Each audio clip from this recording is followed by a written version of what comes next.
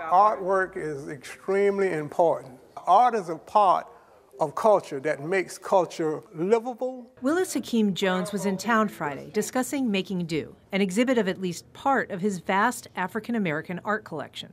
Between 2,000 and 3,000 pieces. Based out of Savannah, Georgia, the artist and collector focuses on pieces that are both beautiful and useful. It has a utility. It's not just art for art's sake.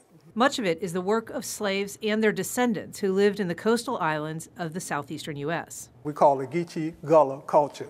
Some of it has only recently begun to be appreciated. It's not readily embraced by a lot of African Americans because they say, oh, we don't want to talk about that. That's the past. Why do we need that? Well, let's go to Bed Bath & Beyond and buy something, a little more modern than this old quilt. Adonica Toller is the administrator at the Ritz Theater Museum. And the value to me is the culture and the connection and what it represents.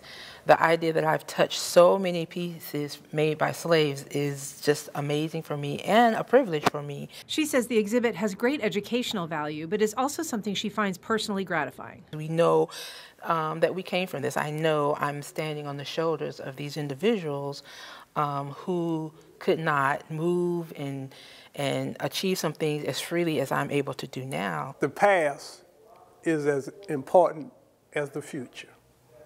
And the same thing with the tree.